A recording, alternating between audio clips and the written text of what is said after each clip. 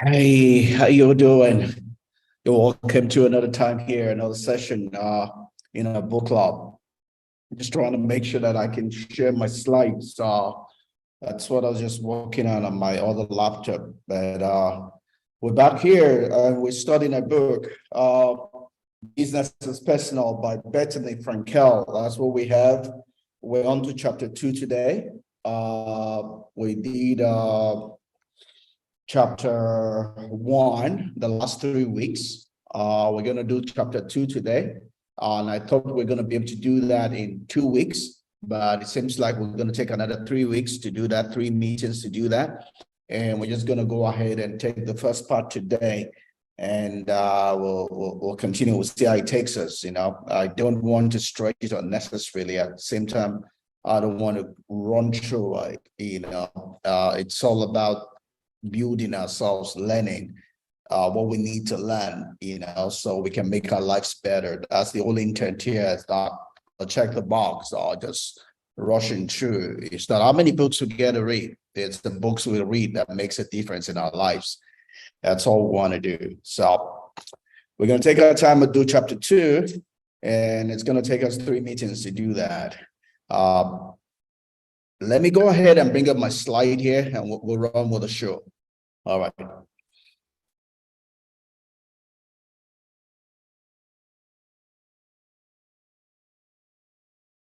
Great.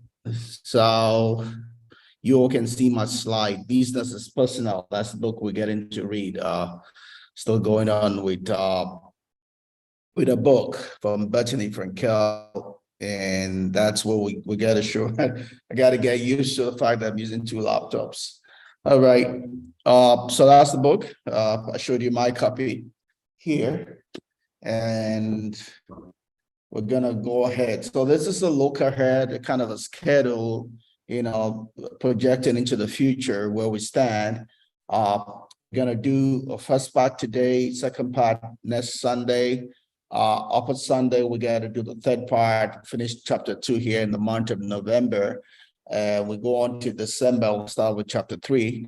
And for now, I'm just going to project, we'll do 2 weeks in that. If we have to use 3 weeks, so be it, For now, I'm using a projection of 2 weeks, right, per chapter.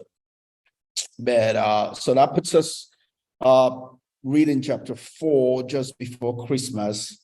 Christmas is a Sunday, so we're not going to meet on Christmas Day. And New Year also is a Sunday, so we're not going to meet Christmas and New Year. We'll come back in a New Year and we'll do the second Sunday in the New Year. And we'll finish up chapter 4 and we'll go to chapter 5 on the 15th of January, and we'll continue till we're done with the book. All right, so going into chapter 2, the topic of chapter 2 is success is the intersection of intention and luck. Another way to put it is the fact that the universe, nature, God rewards intentionality. When you're intentional about your life, when you're committed to a certain part of life, God will reward you. God will reward you, because when you do that, you are beginning to live in the way God created us to live, right? God did not create us to be passive. God did not create us to be defeated, sorry people. God created us as champions in his own image and likeness. Like him, he created us. And what he created, he said, is a living soul, a soul that is alive, a will that is alive, an intellect that is alive, an emotion that is alive. Another way to say that is what he created is energy. Energy. Energy. Anything less is an error. It's not what God created. It's not how God intended that the human he created should live. So when you live in a place of energy, when you live in a place of being alive, when you live in a place as a leader, as a champion, God will reward you. He does not reward anything less than that. Simply, that's a summary of what we're going to be talking about in chapter 2. God rewards intentionality. God rewards taking initiative. God rewards being proactive. God rewards taking responsibility. God rewards taking charge. Again, we'll say, you don't have to ask for, you don't have to ask for permission. Take the initiative concerning your life. You are here to lead. You don't need anybody to give you permission to lead. You are here to lead, and not just to lead, but to win, not to survive. To win, not to just survive. To live, not to just exist. To leave your mark in this planet, on this side of eternity, not to live a sorry life. You are not here to live a sorry life. You are here to live because God had you in mind when he created this time zone. You qualify to be in this time zone. You are not an afterthought. You are not a sorry soul. You have someone that has every entitlement to live in this time zone. You are here to win. You are here to reign. You are here to lead. You are here to exert yourself. You are here to be a champion and to rule. You were born to rule. You were born to reign. Anything less than that universe, God cannot support you. Right? That's a whole summary of what we're going to be talking about here in chapter 2. Well, let's take it one by one. So, Bethenny starts and tells us about the fact that the emphasizes the same thing, talks about the need and importance for intentionality. And she goes ahead to divide it, separate it into 4 parts. Right. First of all, it says the need that we need to be deliberate, right? Giving deliberate attention to whatsoever we're doing. Be present where we are, right? We need to have clarity concerning what is needed, right, in every area of our life. We need to consciously plan, right, every step that is needed, and we need to be ruthless about making it, executing it, right? Executing it, right? And we'll talk more about that when we get there. Let's go ahead. Let's talk about number 1, right? All right. All right. Yeah. Number 1 is talking about the need to have deliberate attention to the matter at hand. The biggest problem that we have, or the biggest challenge that we have in this generation, is called distraction. There's everything around us to distract us. There's everything around us to cause us not to live as we're created, not to exert ourselves, not to lead, not to be an overcomer, not to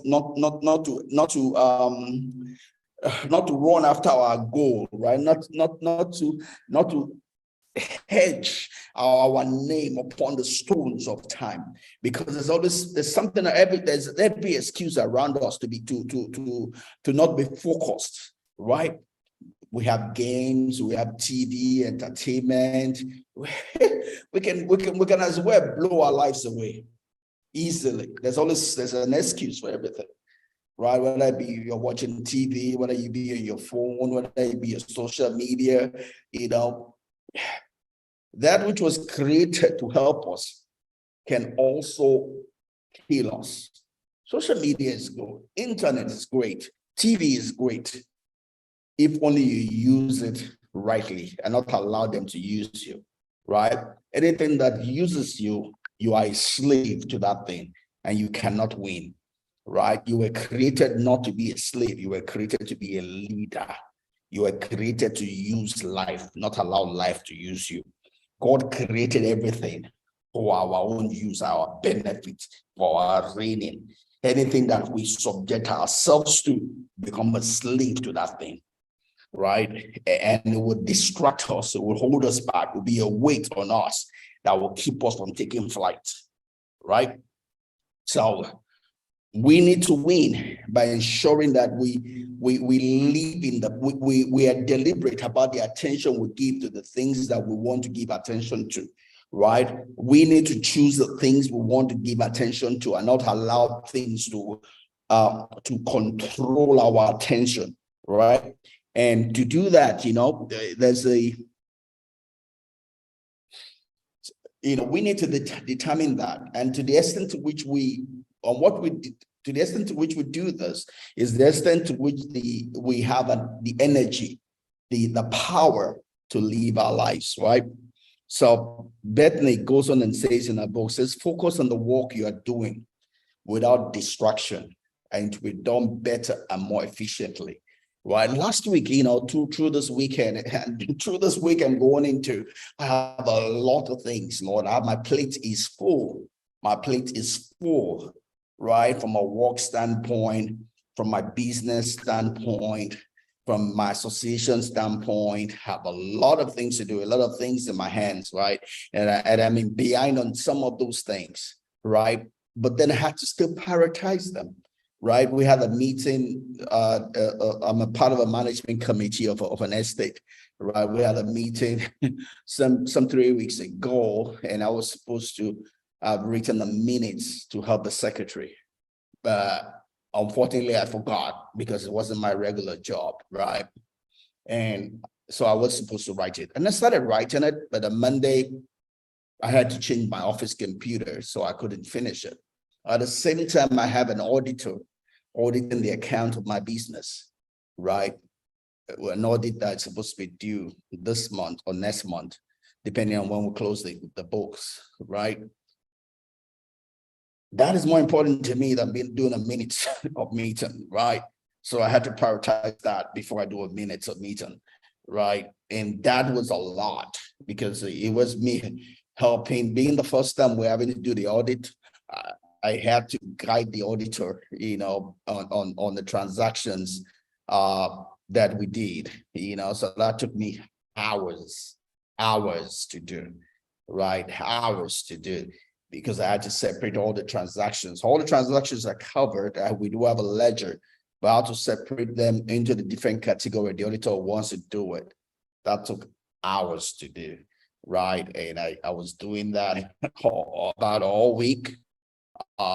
Into yesterday, into this morning. I just got it done this morning, right? And even though I've almost finished the minute before I got on that, I had to put the minutes aside because I had to prioritize, right? I'm gonna get on the minutes, once I get back this evening into tomorrow, I'll be done with the minutes. But I had to put it in the priority place. I couldn't share myself between those two. I had to ask myself what is priority and focus my energy into it, right? I couldn't do either one haphazardly, right? Along with the minute, I need to do an audit. I also have my work assignment, have a big meeting coming up next week I need to do, but you see, you have to know what you need to do, put them in the right priority, and give them the attention they need to be done. Once you're done, you're done. Right? You don't want to be sharing yourself and doing things haphazardly, right? In our life, what you give attention to, you give energy to. And what you give attention to, affects and changes you, right? And when you're present also, you as it were, take on the spirit of the present. And that makes a lot of difference to your life, right? That tells heaven how serious you are, and heaven is going to back your seriousness up, right? So, like I did put a quote sometime out there. I said, energy goes where focus goes. That's all. Wherever you put your focus, your energy goes, and that's important. I have some other quotes I put on here. Felipe Contour talks about the focus on what makes you truly happy, right? That's part of the priority, right? Along with all the work I was doing, I did have a meeting. I had 2 meetings yesterday, right? Had one for my group in church, as much as I also had a business meeting in the afternoon, right? My meeting in church was supposed to be 10 to 12. The other business meeting was supposed to be 1 p.m. My church meeting did not finish till 2 p.m., right? But I did not rush away from that because I had a business meeting. The business meeting wasn't me listening to someone else, right? I did not jump from one to the other. I had to prioritize and give them the right weighting. It was more important for me to be settled in the meeting in church and have the fellowship I enjoyed yesterday, right? That was a moment for that. That moment doesn't come every time. It was an eternal fellowship moment we had, just melting down in the group I am in church, and we had a good fellowship yesterday. It cost me missing the business meeting, but it wasn't a business meeting that's going to take anything off my chart. It was a like to be, but you have to do those priority. There's no use running from this to that and missing out on both of them, or not getting what you need for the moment, right? You need to ask yourself what makes you happy. What are those things in your priority? And then determine how you focus your energy around them. Mojaber talks about that what we focus on and feel we attract in our lives, right? What you focus on, you give energy, you give power to. And as it were, you're calling that thing to be in your life, right? So you need to know what it is that you want to focus on, right? Our destiny is consistently shaped by our thought, right?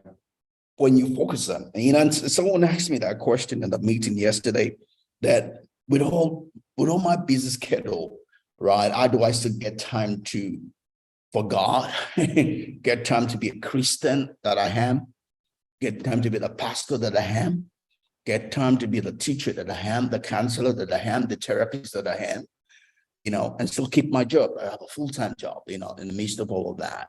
It all comes to prioritizing. You have to prioritize. You have to determine what are the important things in my life. Put the right priority and focus to them. Give them right weighting so that when there's a conflict, you know what to decide on. Right? There was a conflict through this weekend with all I had. I had my old church with the branch around there. They were doing the 4th anniversary through the weekend. As much as I would have loved to be there, it wasn't up there, bubble in priority to the things, other things that I was conflicting with. So you see, I had to make a decision in that wise also. As much as I would have loved to go there, I had to do these other things also. And these other things were a higher priority than being there. Right? I could have done that because I wanted to make people happy, but I'm going to suffer from losing out on these other ones. Like this morning, I was supposed to be at my parents' place, right? Go see my parent, right? My mother, but I had to prepare for this time together here, as long with finishing the audit for my company, so I'm going to go there after this meeting. That's against me being there the whole day and doing this meeting there. But you see, that's life. You're going to have conflicts. You have to make decisions which will make a difference in your life, whether you win or you lose, and you have, but the best way to make those decisions is by putting priority, right? First of all, knowing the things you need to do, weigh them, prioritize them, put the right weighting on them. Then it becomes easy for you to make one decision against the other, right? The last one we have in this slide talks about when you're intentional, right? Your intentionality, it affects what you focus on and what you give attention to, right? What you focus on and what you give attention to, right? What you focus on, what you give your energy to, what you focus on and what you give your time to, you focus on and what you put your resource to, right? You need to put your money where your mouth is, right? So what you focus on and what you give your attention to is what you create, right? What you focus on and what you give your attention to is what you create. What you focus on and what you give your resource to is what you create.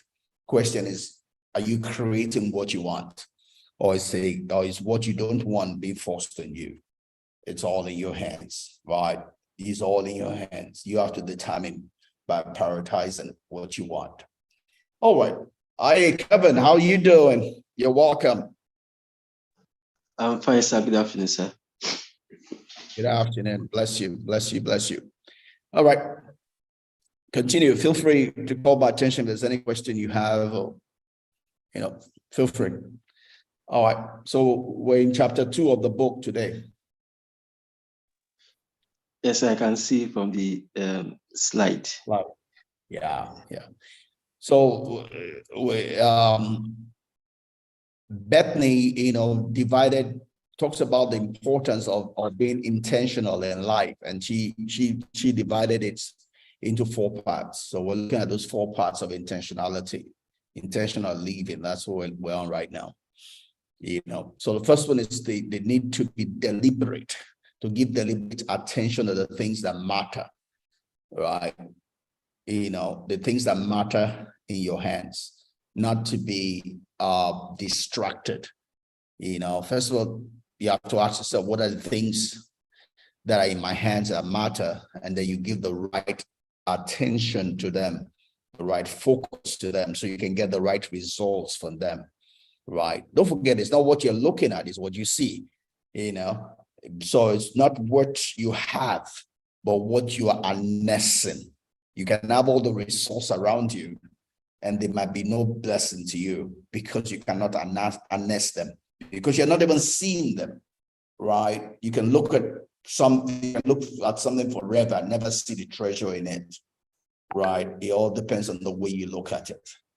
Yeah, whether it's a passing glance or an intentional intent looking at it, that will make a difference as to whether you see the opportunity in it or not, right? 2 people can look at the same thing. One would see opportunity, the other one would just see labor, right? So one gets rich, the other one gets poor, stays poor, So the other thing here, looking at Akai, it talks about the rich people focus on opportunities, where poor people focus on obstacles. Yeah, and that's one problem, the one challenge we have, right, Kelvin? We're still working on it, but you're growing, you're doing well. Yes. I can tell you, there's a difference between being problem-minded and solution-minded. But you're looking at the same thing. Is the way you interpret it will determine whether you're solution-minded or problem-minded. So you can look at the same thing. One person will see opportunity, the other person will see obstacle. The rich are looking for opportunities and they find them. The poor are looking for obstacles and they find them. It's all what you're looking for. You find what you're looking for. If you're looking at the glass, you're looking for opportunity. Is that filled so you can put more water? Look at the glass and you're looking for the obstacles. Oh, is that empty? Let's preserve it. The same glass is all what you're looking for. So if you want to be rich, if you want to increase, if you want to have the best out of life, look for opportunities, not obstacles. The same thing will give you both of them. It all depends on what you're looking for. All right. You're not going to solve your distractions issues by focusing your distractions. See, a lot of people want to solve their distraction. Oh, my phone is a distraction, so I'm going to put a timer on my phone. I'm not going to use my phone between now and then. Oh, what you focus on, you give power to. If you want less distractions, don't focus on your distractions. Focus on the things you want to focus on, because what you focus on, you give power to. Right? Like I put something on last week or so, and someone asked a question on it. It was talking about that someone who is confident is conscious of his or our own strength, not our weakness, not his or our own weakness. The person said, but he said that you have to work on your weaknesses and all of that stuff. Those are people that have no understanding. Those are clueless people. If you focus on your weaknesses, you will have more of them. That's all you do the rest of your life. If you focus on your strength, you will have more of them. That's what you do the rest of your life. When you focus on your strength will overwhelm your weakness. If you focus on your weakness will overwhelm your strength. So you choose how you want to work about it. One will give you life. The other one will keep you captive the odd days of your life. Do you understand what I just said? Yes, I do. I do, sir. And you agree or disagree? Very much I agree. All right, great. So we need to focus on what we want and take away the focus from what we don't want. Because whatever you focus on, you give power to. and you will have more of it, right? All right, still looking at that. No, this is going to the second part now, right?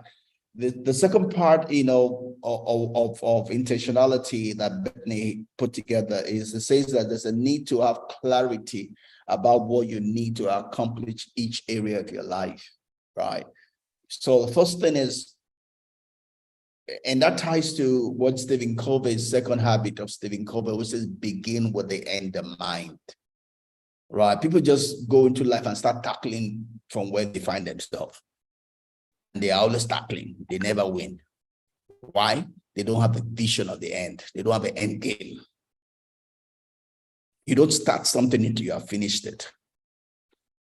If you don't finish a thing before you start, you will fail. God Almighty always finishes a thing before he starts it. He looks at what is the end. How do I want this to end? What am I looking for? Then he starts. He doesn't start hoping for a hand that he has not seen. If you cannot see the hand, you will never finish. You always be battling with the beginning or the middle. You have first of all see the end. What do I want from this thing? Then ask yourself, what do I need to begin to do now so that I will get to this end? You are engaged. What do I want from this engagement? Is it marriage? See the marriage. Then ask yourself, what do I need to begin to do now so that I will end in the marriage? I am married. What do I want from this marriage? I want a successful marriage. See that end that you want. Then ask yourself, what do I need to begin to do today so that I will end with this successful marriage? Then you begin to do it. If you cannot see the end, you cannot get there. Right? That's the way God created the universe. Right? You must always begin with the end in mind. You have to ask yourself, when I die, when I'm on my dying bed, what are the things I want to have accomplished in life? How do I want to die? How do I want the most important people in my life to see me? What do I want to have left in their heart? What is it that I want to leave that will live forever in this world, even though I'm dead? Live an immortality in this life, even though I'm mortal. What is it that I want to leave?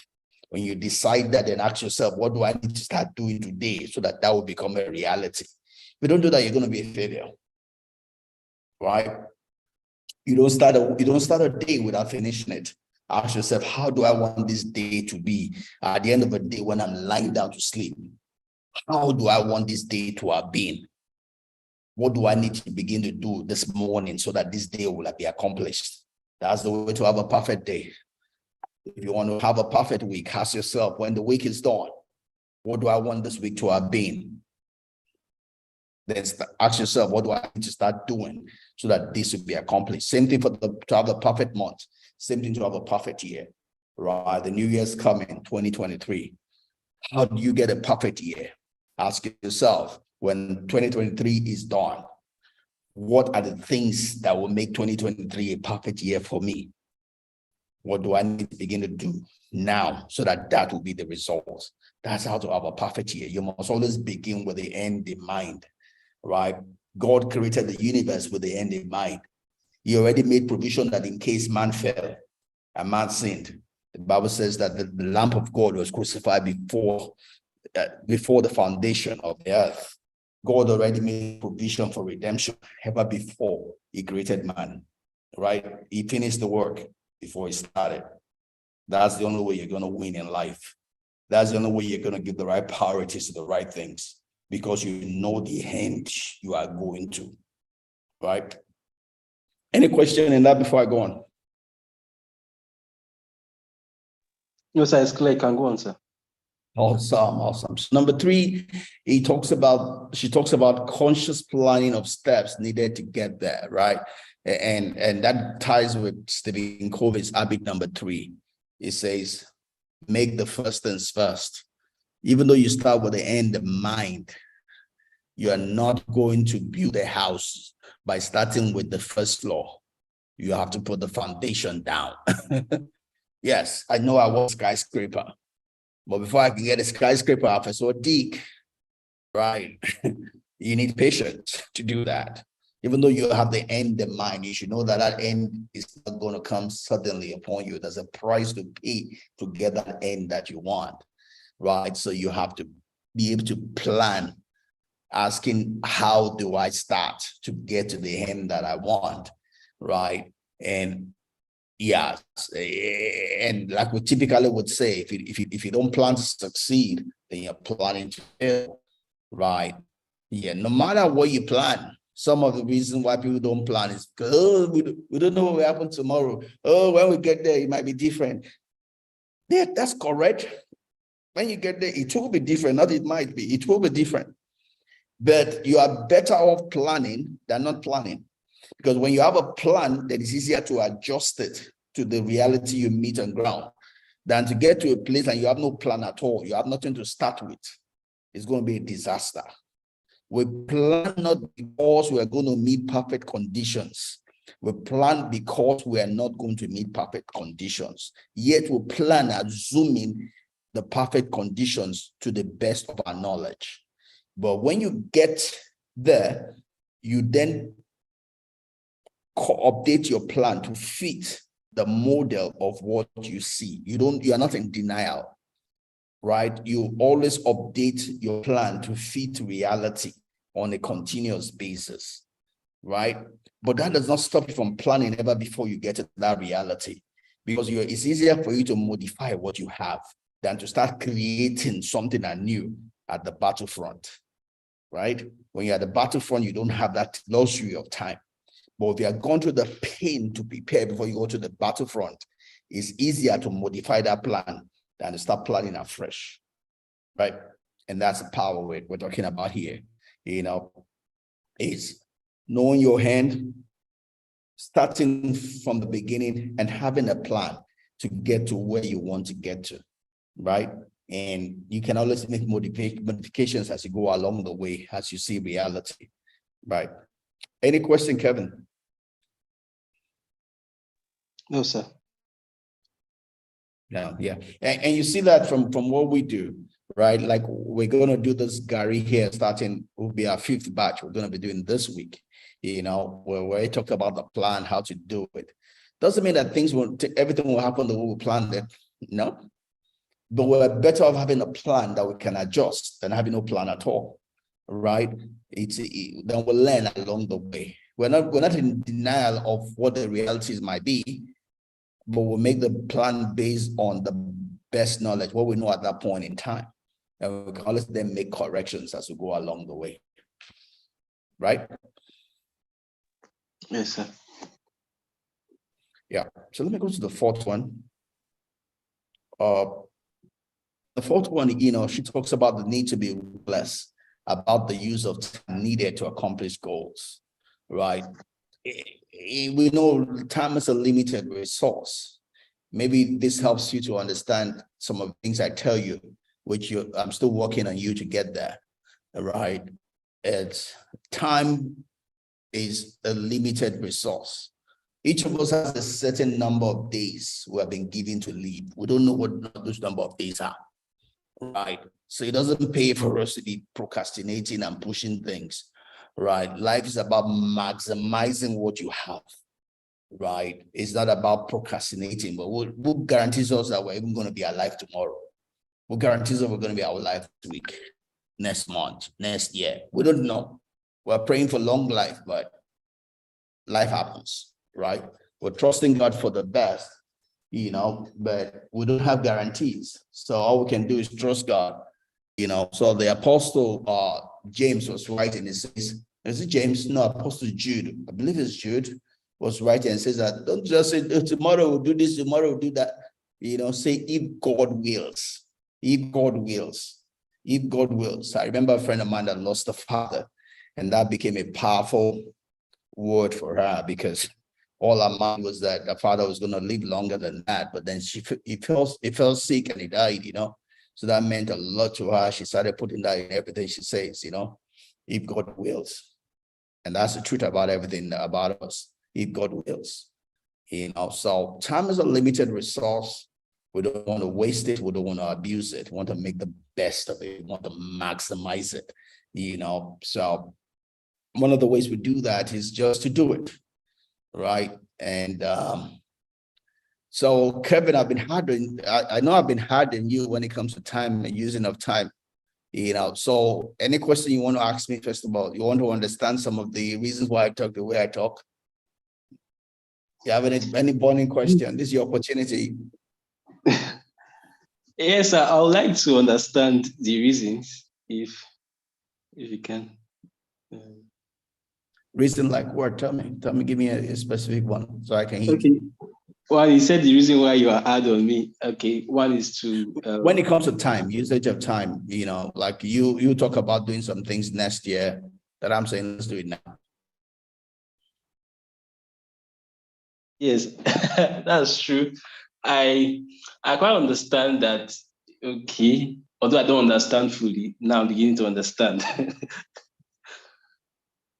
Okay. Yeah. So yeah, we do what we can. That's not to say we're gonna be stupid. We'll make the best of the knowledge that we have. Like for us in our farm, I said, let's not do Lebanon because we don't have a borehole in Lebanon, right? We have a borehole in Goshen, right? Goshen, right? In Goshen, we have borehole. In Avila, we have a borehole. Those places, we need to make the best use of our borehole during the dry season. We cannot be behaving like people that don't have a borehole. Yes, in Lebanon, we don't have a borehole. So yes, we're limited. I'm not going to put people through the unnecessary hassle of moving water from Goshen or Avila to Lebanon. But we do have a borehole in Goshen and Lebanon, and we need to use it. We spend money to put the borehole in those two places. So we cannot be behaving like people that are without one, right? In the dry season, we should produce because we should use the benefit of the borehole we have to make money in the dry season. We cannot be postponing to the rains when we have a borehole, right? So that's some of the push I'm pushing, right? The other thing is, we want to do pineapple, for instance, it's going to take 2 years for it to germinate. And someone like my wife feels, how about with 2 years? Looking for something that we can produce now. Right, we need to do both of them. Before you know it, 2 years will be here. You think 2 years is far, but we're already 1 year plus, right? Time flies. It doesn't fly maybe for those that are wasting time, but if you're busy, time flies. Before you know it, it'll be 2 years. Then we would not have done what we're supposed to do. We'll have no pineapple. It's going to take 2 years. So what? One of the things we learned from the parable of the virgins is the fact that God wants us to be both short-term and long-term, not short-term or long-term, but short-term and long-term. You do all the short-term, but you must also do the long-term, because the long-term will come and meet you. You must be prepared for the short-term and the long-term, not short-term or long-term. So we're going to do the things that are long in coming. We're going to do the things that are short in coming. And like I tell you all the time, I'm a businessman, right? I want money. I'm in this for money. I couldn't be bothered about the strategy of this or that. I will do whatever the strategy is, but we got to make money. That's the only reason we're in business. It's not a charity. Do you understand? Yes, sir. I do, sir. Yeah. So it's looking at the problems and looking to solve them. It's denying that problems are not there, right? There are issues with planting pineapple in the dry season. Question, can we overcome those challenges? There are issues with planting palm kernel in the dry season. Question, can we overcome those challenges? We should not allow challenges to overcome us. We should be thinking about ways that we can overcome it. That's the way to make money. That's the way to differentiate yourself. Because if you're thinking if you're locked down by obstacles, you're just going to be like everybody. That's why they are poor. The rich keep on thinking and testing limits. That's the way they differentiate themselves. And nature, God, pays them for doing that. Do you understand? Yes, I do understand. So that's why I talk the way I talk. It's not because I don't recognize a challenge. It's that I am challenging the challenge. Do you get it? Yes, so sir. you see that most times when you tell me a plan, you tell me a solution, I very rarely object. I just say yes. Right? Because Okay. I see you thinking. I want to support your thinking. But most times you tell me obstacles, I challenge it because I don't want you to be limited by obstacles. I don't want to be a poor person. Poor people are limited by obstacles. That's why they are poor. The rich are always looking for opportunities. They are challenging their challenges. They are challenging their obstacles. That's how you become rich. You get it? Yes, sir. Copy that, sir. Right. All right. Just to trying to let's first slides pretty much to summarize all of this together. And Bethenny wrote here, says intentionality holds the same power, whether it's applied, to parenting, running a business, anything you do in life. Life was created for us to be intentional, not passive. You're not going to enjoy life by being passive. When God created man, he called him a living soul, a soul that is alive, a soul that is intentional. That was the mindset of God when he created man, not to be passive, but to be a soul that is alive, an intellect that is alive, an emotion that is alive, and a will that is alive. So it made us to make decisions. It made us to have emotion around our decisions, have energy, have enthusiasm around the things that we do. And it made us to be right thinking people, getting the right information for what we want to do and using that information. That is the way God created man. Anything less than that, you are not glorifying God, you are glorifying the devil, and God cannot reward you for it. Right? God only rewards people that live up to the essence of creation, which is a living soul, a living soul, a living soul. Jesus comes and even upgrades and takes it to the next level to be a life-giving spirit. So you are not just a living soul for yourself, but you are giving life to everything around you, every person around you. You are giving life. You are helping them to come out of the debt. You are helping them to come out of bondage. So, but you cannot be a life-giving spirit until you are a living soul. You have to be a living soul to be a life-giving spirit. One comes before the other, right? So, luck or happenstance does have something to do with success. Luck often stands for what we call serendipity. Serendipity is a normal occurrence that follows someone who is alive. It is the way nature rewards someone who is alive. If you are alive and you are doing the right things according to nature, nature will reward you with luck, or what you call happenstance, or what we call serendipity, right? That is luck just suddenly happening to you, right? What we call luck is nature's reward for doing the right thing, all right? So intention meets attention. When you're intentional, life will take note of you, right? And it will reward you. All right, let's look at Stephen Madden is a shoe.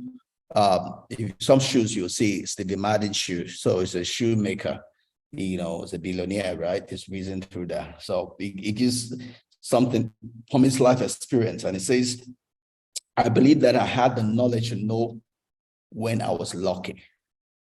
He had the knowledge to understand when opportunity saw him, when he saw opportunity, right? That is what made a difference for him. I always said, when the window is open, jump through it. Some people get those lucky breaks, right? Some people get those lucky breaks and they don't take advantage of them. People get lucky breaks and they don't take advantage of them, right? Because they are seeing wrongly. Sorry, your former boss, had a big opportunity, a life-changing opportunity in front of her, and she abused it, right? For different reasons. And I spoke with her husband here, and she told me, oh, that she said she was scared. I don't know what she was scared of or whatever, but opportunity is staring everyone in the face, right? everyone is either rich or poor, not because of God, not because of their environment, but because of themselves. Because there's opportunity to be rich all around us.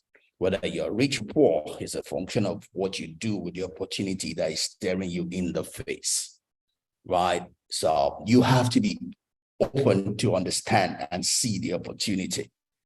Whether you're able to harness it or not is depending on whether you see it or not. The rich are opportunity conscious. The poor are risk, obstacle, defeat, problem focused. That's why the rich are rich and become richer. The poor are poor and they become poor. It has nothing to do with God. It just has to do with the way they align themselves, right? Opportunities and luck don't always come in a glamorous package. That is why a lot of people miss them. It doesn't come shouting. That's why people miss them. But if you're conscious and looking for them, you will find them. And so when you are intentional, you align how you spend your time with your values and your goals. Said a lot of that. I gave an example of here my own weekend, and you probably have an idea of some of the things that I get to do. The only reason I get to do all the things I do within the same time that everybody has is because I don't do a lot of things that everybody does, right? For me to do a lot of things that I get to do is because I don't do a lot of things that everybody does. I do the things that fall on the radar of my goals, my values, my beliefs, my target, my vision, my mission. Right? I don't do what everybody does. I do what Akin does. That is in line with his vision, his mission, his goals, his values, his belief. Right? There's enough time for everybody. 24 hours is all that you need to be all that God wants you to be. If it's not enough, it's because you're carrying a lot of things that you should not be carrying. You will not get 1 minute more than 24 hours. Because 24 hours is more than enough to be everything that God wants you to be. To be the billionaire God wants you to be, all you need is 24 hours. Right? If it's looking like it's not enough, it's because you're carrying a lot of baggages. Find those baggages and drop them. Right? If you don't seize the opportunity that's in front of you and focus on the task at hand, you don't get anything out of it, right? Opportunities are to be seized. Another billionaire talks about this, John Paul Jones, the jury says a lot of work has to do with what you believe in. I spent today, talking about belief. I did a lot of posting on belief today, right? We are each a product of our belief. We're not a product of our environment. We're a product of what we believe, right? It's what you believe. It's not what you see. It's not who raised you where you are. You are a product of what you believe, right? And what you believe will determine the opportunities you see or not see. So if you're not seeing opportunities, check your belief system. They might be blinding you. John goes ahead and says, wherever you put your energy, the more energy you put forth along with enthusiasm for what you are doing and what you believe in, the more energy comes from the universe to you, right? We talked about enthusiasm earlier on. The word enthusiasm is a word that's taken from ethos and within. It talks about the God within, the God nature within. The God nature within. Enthusiasm arises from what you believe in. You'll be enthusiastic only in the direction of your belief. And that enthusiasm is a message to your unconscious, to your subconscious mind, your unconsciousness to produce. And your unconsciousness will produce according to your belief and your enthusiasm. It doesn't matter what you desire or what you want. It's whatever that belief and enthusiasm is. That is what your unconsciousness will bring to pass, right? And I mean, that's the reason why a lot of people from broken homes end up marrying broken people and end up having broken homes. They don't want it, but they have not resolved the empowering or the core beliefs in their life. And those core beliefs will take them in the direction of those beliefs, not what you wish for or what you pray for. You always get what you believe for, So the universe will support your belief, not your wish, right? It gives you that extra little bump, and maybe that creates something that we'll call luck, right? The universe will support your belief, not what you want, not what you desire, right? Do you agree with that, Kevin? Any question around that? Oh, I'm looking at the word believe and desire. I think Yes, they're not the same. Okay, one is stronger than the other. Yes, your belief is stronger than your desire. If they are the same, great. If they are not necessarily the same, if they are the same, then you are perfect and perfect order. But if they are not the same, you will get your belief, not your desire. Okay, sir. True, sir. You said what? Sir. I said true, sir. That answers it if they are the same. Yeah. Going in the same direction. Yes. But they are not the same, you will get your belief, not your desire. You will get your belief, not your desire. If they are the same, great. But if they are not the same, you'll get your belief, not your desire. Yes, sir. I understand that. Yeah. And luck, luck is not the rolling the dice, right? And it's all about what we believe, right? It's our belief that makes a difference. And lastly, this is the last slide here as we try and close this, and it's just a repeat. All right. So this was the last slide. All right. I should have deleted that. All right. So we pretty much that's what we cover. And we'll continue. This is just one part of 3 parts in chapter 2. Just looking at the need for us to be intentional, to take charge of our lives, to take charge of what we believe in, and I wrote a lot of belief today. So if you get time, can check any of my Facebook pages. You'll see a lot of things I wrote on beliefs today, bless you, so yeah, your belief is important. Your belief is what makes you, right? It's not, your belief is a message into your subconsciousness to act, right? To go to work, right? If you believe that you're sick, you will be sick, even if there are no conditions for you to be sick, because your subconsciousness will make you sick. If you believe you're a cat, you will be a cat. You would start doing things like a cat. You will start having dreams of cats.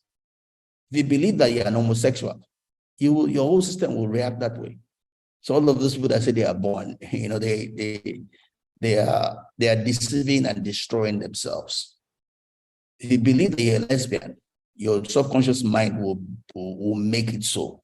It will start making you attracted to the same sex. It has nothing to do with the original creation. It has to do with your belief. Do you understand?